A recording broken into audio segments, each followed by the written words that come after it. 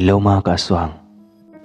Interview po ito mula sa isang binatilyong Kristiyano na itatago natin sa pangalang Jeff. At ito ang kwento niya. Isa sa mga hindi malilimutang sandali bilang isang Kristiyano ay ang pagsama sa mga camping at magsaya sa mga kaganapan na ipinatutupad ng aming simbahan. Bilang isang kabataan na at nagbibinata ay bukod sa nai-enjoy mo ang pagsisilbi sa Panginoon, ay maraming magagandang kaedad ko rin na makikilala. At sa edad na 17, naging mapag-obserba na ako sa mga dalagang nakikita. Kakaibang babaeng Kristiyano dahil bukod sa katapatan nito sa pagsisilbi sa Panginoon, ay karespe-respeto rin itong tignan dahil sa pangmahinhin na kasuotan nito at pananamit. Malumanay at hindi mo kakitaan na nakasuot ng maikling short at kita ang pusod. Bagkus ay mahahaba ang palda at pormal na pormal tignan. Camping namin noon at ang napili naming lugar ay ang malayong bukid kung saan hindi abot ng signal ng cellphone. Ang gusto ng aming pastor ay iyong mag-focus kami sa mga aktibidad ng simbahan at hindi na ma-sidetrack ng mga gadgets. Kaya kami napadpad sa bukirin ng isa naming kapatid sa simbahan. Sako pa rin iyon sa Negros. Iyon nga lang ay may kalayuan at hindi abot ng signal ng cellphone at maging ng kuryente. Ang suhestyon niya ay maganda raw doon dahil may malaking talon at malawak ang paligid na pwedeng paglatagan ng aming mga tent.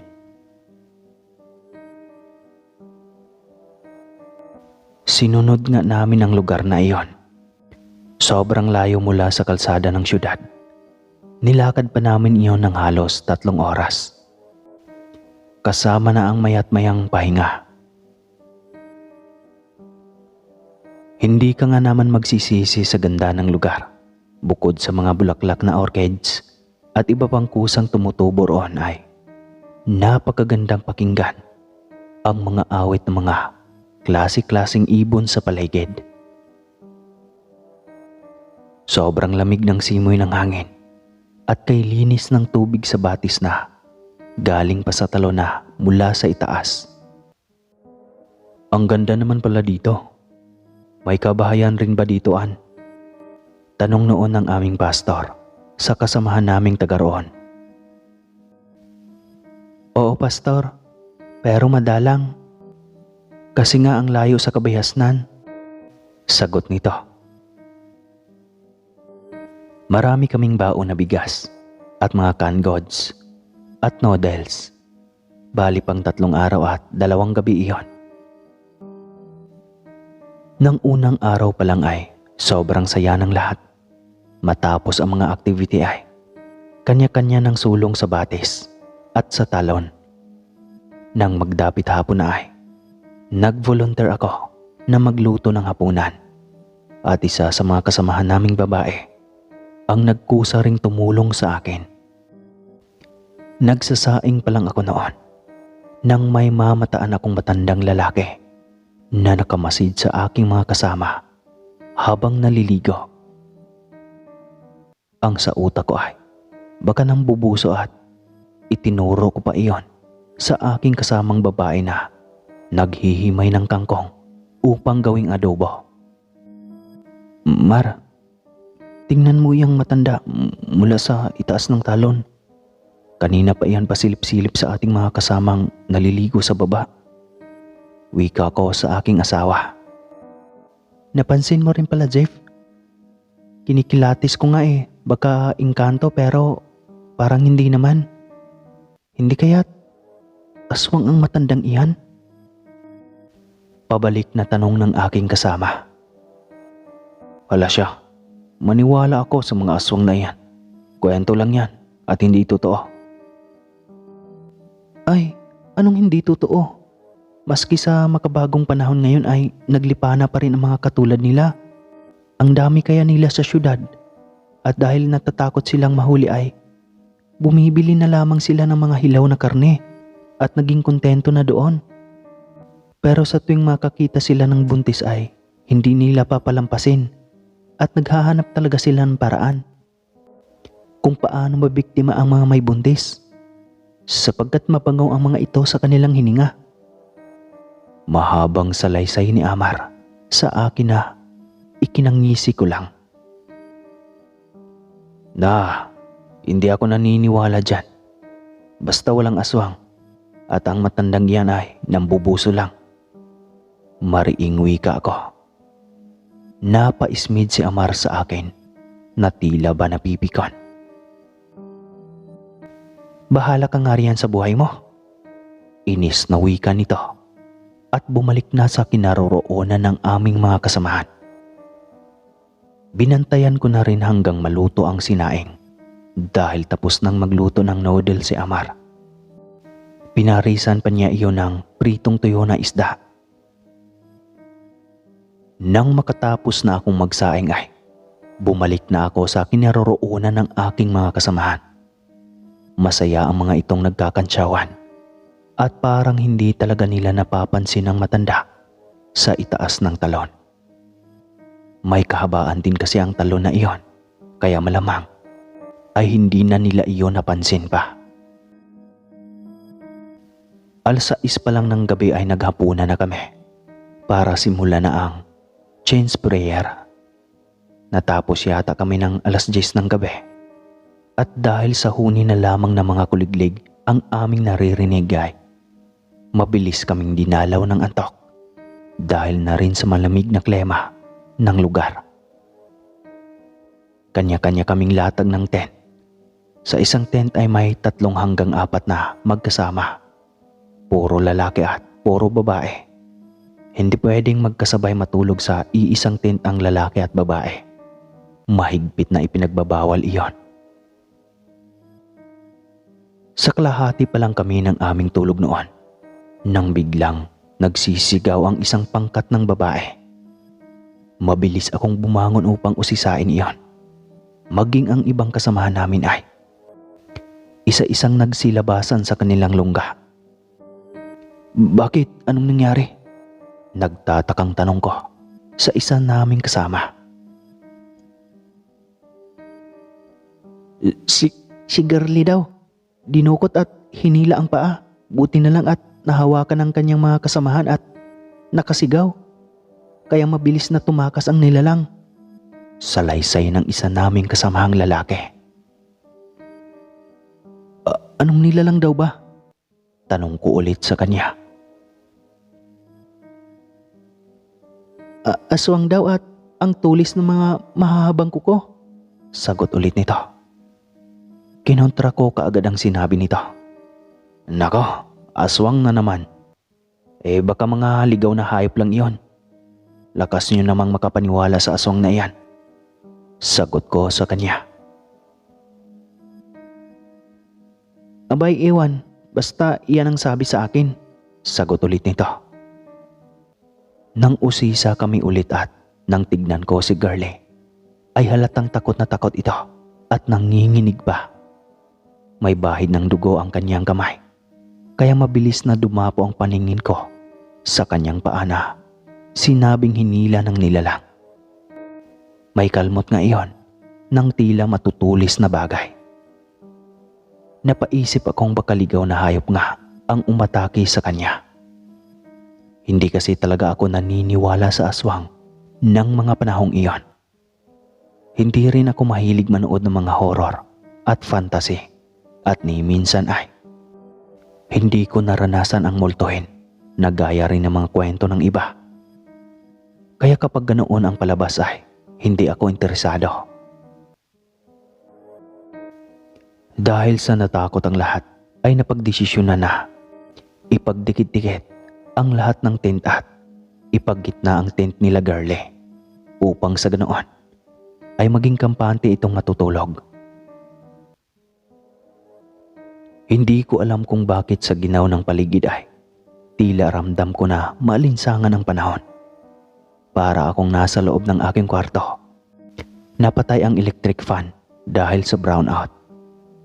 3 lang naman kami sa loob ng tent at hindi iyon masikip dahil malapad ang tent na iyon at kasya pa ang 5 katao. Dinig na dinig ko pa ang mga paghihilik ng 2 kong kasama. Ilang sandali pa ay may narinig akong mga yapak sa paligid. Maging ang kakaibang huni nito na nakakapangilabot at nakakatindig balahibo sa batok. Ilang sandali pa ay napatigil ang paglalakad nito at ang tinig. Kaya nagpasya akong silipin ang nilalang. Maingat kong binuksan ang zipper ng aming pintuan upang sana ay silipin ang labas o kung makikita ko ba ang nilalang na naglalakad at paikot-ikot kanina. Ngunit nasorpresa ako nang pagsilip ko sa maliit na butas ay may nakasilip rin sa aking 2 matang nagbabaga at nakatuwad. Napaatras ako at naupuan ang aking isang kasama kaya nagising rin ito. Biglang may mabalahibong kamay ang pumasok sa maliit na butas na aking binuksan kanina lang para silipan. Madaling nahawakan nito ang aking paa at hinila palabas. At dahil sa lakas nito ay nadala niya ako, ngunit kumapit ako sa isa kong kasama, nagising na. Maging ito ay naalarma at napakapit pa sa isa naming kasama na tulog pa sana. Ngunit sa sobrang lakas ng kapit sa kanya ay nagising na rin. Tumulong na rin itong hilahin ako upang hindi madala ng nilalang na gustong kumuha sa akin. Putik, aswang na naman ito at talagang hindi tayo titigilan hanggat wala siyang madadala isa man sa atin. Galit na wika ng kasama kong lalaki habang hawak pa rin ang aking kamay. Naniniwala na talaga ako na may aswang. Katakot ang itsura niya. Nanginginig na wika ko. Dahil pahirapan niya akong mahila ay kinalmot niya ang aking paa. At sobrang hapdi ng naiwang sugat dahil sa talim at haba ng kanyang kuko. Sumigaw ka ng tulong. Mukhang hindi tayo titigilan ng mga ito. Utos ko sa aking kasama habang pilit na lumalayo sa kamay ng aswang. Ngunit unti-unti na nitong nabuksan ang zipper ng pintuan. Kapag tuluyan niyang mabuksan iyon ay siguradong madali niyang makuha ang isa sa amin at sigurado ako ang posibleng makukuha niya dahil mukhang sa akin talaga nakabaling ang kanyang atensyon. Kanina pa kami maingay ngunit hindi man lang nagising ang aming mga kasamahan. Siguro ay sobrang pagod dahil sa ilang oras na paglalangoy sa batis. Tuluyan nang nabuksan nito ang aming pintuan. Bumungad ang napakapangit na itsura nito sa amin at naglalaway pa habang nakatuwad. Kulubot ang mga balat habang ang buhok ay iilan lamang. Matutulis ang mga kuko nito sa kamay at paa. Ang mga ngipin nito ay tila nabubulok na dahil sa sobrang baho at lansa. At ang itim na ng mga gilagid nito. Dahil sa takot ay tuluyan na akong nagsisisigaw maging ang aking mga kasamahan. Sobrang agresibo ng aswang at talagang hindi ito nagdadalawang isip makipagbuno kahit 3 kami. Nagising rin ang iba naming kasama ngunit natatakot rin ang iba na lumabas. Ang ibang mga lalaki ay lumapit at may dalang mga kahoy na pamalo. Hanggang sa napilitan ng tumakas ang aswang dahil sa sobrang dami namin. Nagkabutas-butas na ang tent namin dahil sa nangyari. Hindi na kami natulog pa ang mga lalaki at naghintay na lamang na mag-umaga. Ngunit ang unang isang aswang ay nagiging 2 na at paikot-ikot lang ito sa kinaroroonan naming lahat. Mayroong buhati ng mga ito ang tent habang lumilipad. Ngunit hindi naman tinutuloy. Parang nanunudyo lang. O kaya ay gusto nito na lumabas ang nasa loob upang atakihin nila. Hindi kami naghihiwa-hiwalay at naging alisto sa bawat pag-atake ng aswang. Panay ang pangdukot nito, ngunit naging alisto naman ang bawat isa sa amin. Mabuti na lang at may dala kaming disolar na ilaw. Kahit paano ay nahihirapan rin ang aswang na umatake sa amin. Kung may buntot pagi sana tayo o kaya'y pinatulis na bagakay, siguradong kanina pa tayo tinatantanan ng mga iyan. Sa tingin ko mag-asawang mga ito at namataan tayo kaninang araw. Wika ng aming kasama na siyang nagdala dito sa amin. Bakit? Marami bang aswang dito sa lugar niyo? Tanong ng isa ko pang kasama. Hala, bakit hindi mo sinabi idi sana hindi na ako sumama? Nakakatakot. Wika naman ni Amar.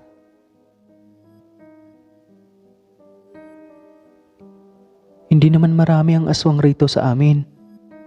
May 2 matandang mag-asawa lang na dayo. Mula sa Iloilo ang lumipat ng tirahan dito. At simula noon, marami nang nawawalang alagang hayop, lalo na mga baka at baboy. At kung matagpuan man ay wakwak na ang tiyan at wala na ang mga lamang loob. Mahabang paliwanag ni Ann, ang taga roon sa lugar na nagyaya sa amin. Huwag kayong matakot. Ang bagakay at buntot pagi ay sangkap lamang. Higit na makapangyarihan pa rin ang salita ng Diyos. Manalangin lamang tayo at siguradong walang masamang mangyari sa atin. Lakasan niyo ang loob ninyo at higpitan ang pagtitiwala sa taas. Ang mga iyan ay mga falling angels at hindi nila kayang gapiin ang mga anak ng Diyos. Mahabang litanya ng aming pastor na nagpapabuhay sa aming lahat at nagpapalakas ng loob.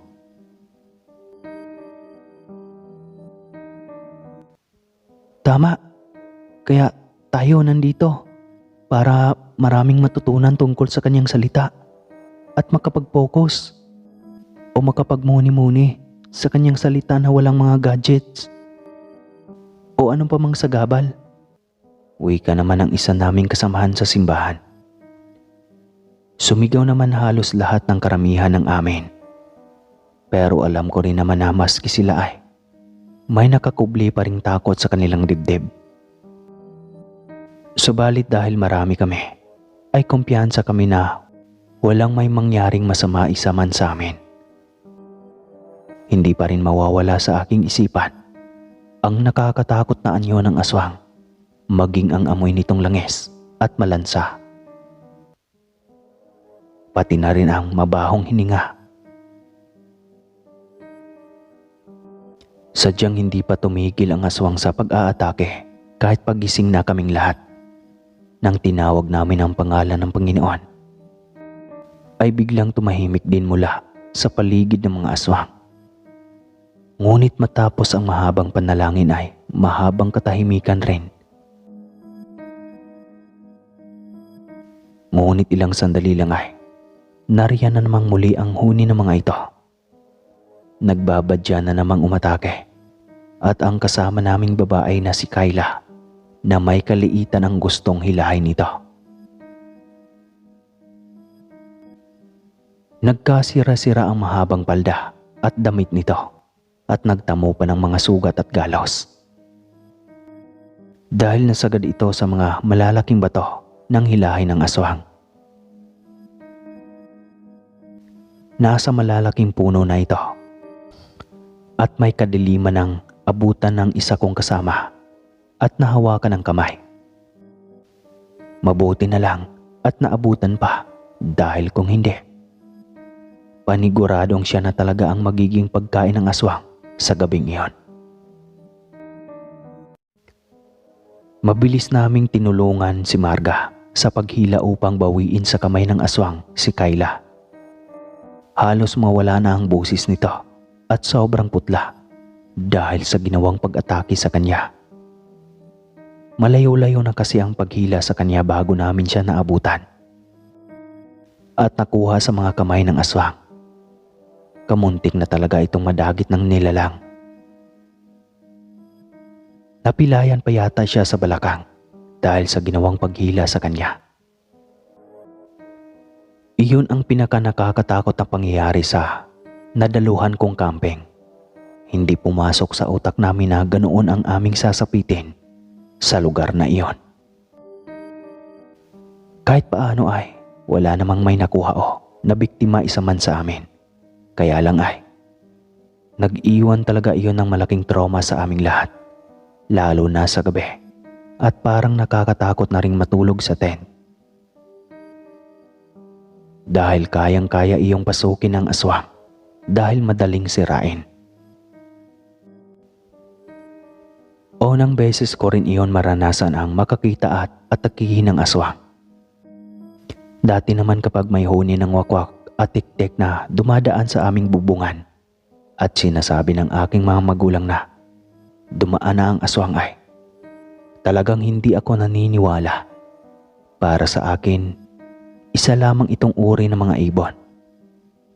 Ngunit ngayon ay nagsaliksik talaga ako sa internet ng mga totoong pangyayari na pag-atake ng mga aswang.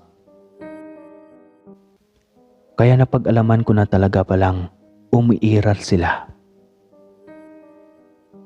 Gayunpaman, hindi iyon nakakabawa sa mahigpit na paniniwala ko sa puong may kapal. Kahit saan. Kung gustong umatake ang ganitong nilalang ay wala rin naman talagang makakapigil. Ngunit ang higit na panlaban sa mga ganitong nilalang ay ang salita ng Diyos. At higit sa lahat ay ang mahal na dugong ibinuhos ni Jesus sa krus ng Kalbaryo. Tinanong kami ng aming pastor kung may balak ba daw kaming bumalik sa lugar na iyon. Hati na ang opinyon ng aking mga kasamahan. Yung iba ay talagang natakot na. Ngunit yung iba naman ay gusto pa ring bumalik. Dahil sa ganda ng lugar at kaaya-ayang tanawin. Pero ang 3 araw sana naming pamamalagi roon ay naging isa na lang dahil sa sobrang takot ng iba na gusto na talagang agaran ng pag-uwi. At hanggang dito na lang po. Marami pong salamat sa lahat ng nakikinig at tumapo sa videong ito. Muli po, ako po si Jeff ng Negros.